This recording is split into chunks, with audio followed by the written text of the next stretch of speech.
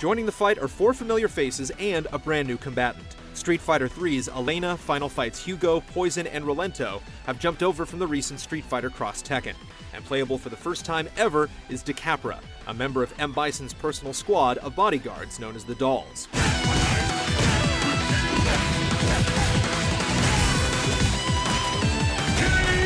The addition of numerous elements from an already existing fighting game, including 6 additional stages also making the jump from Street Fighter Cross Tekken, gives the impression that Capcom took the easy route with this newest update. However, there's more to Ultra Street Fighter IV than a few new characters and stages.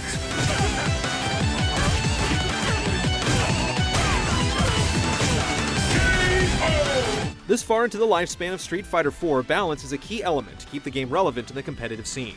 While there will be a few tweaks to existing character mechanics, the biggest news comes in the form of 3 key alterations. First is the ability for players to utilize both of their fighters' Ultra combos with the double Ultra option. Based on the opponent at hand, players would typically pick the Ultra that best suited the matchup. In an effort to mix things up, players can now select to have both at their disposal, though the damage output for each will be reduced to compensate.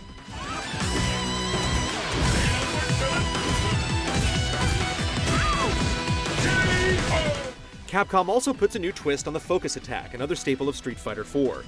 The normal focus attack could absorb a single blow from an opponent, though it could be overcome with various options, such as an armor-breaking move, a throw, or delivering multiple blows in succession. The new red focus attack will allow fighters to absorb multiple blows by spending additional super meter bars. Though it still can't absorb armor-breaking moves, it gives players a new defensive option to counter existing tactics.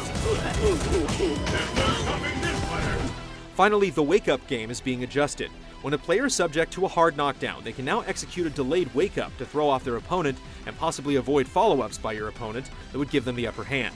It's clear Capcom listened to the community and saw what needed to be done in order to address concerns from veteran players.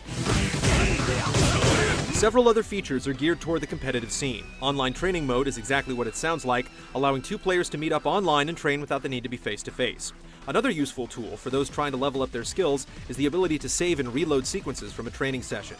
There's even a network simulation mode that reproduces the sometimes laggy conditions that can occur in online matches.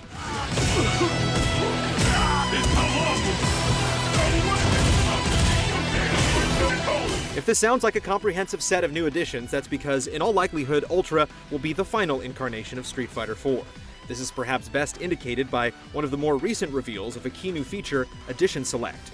Now players can pick which version of their favorite fighters they want to go into battle with, whether it's Vanilla Sagat, AE's Yoon, or one of the Ultra versions. This new option will allow years of heated debate to be settled in a real fight, allowing for dream matchups the community's been waiting to see.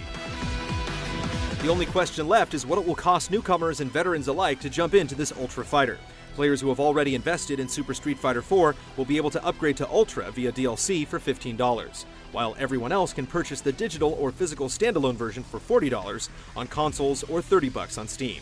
The DLC upgrade and digital console release is slated for sometime in June, while the physical and PC digital release comes later in August.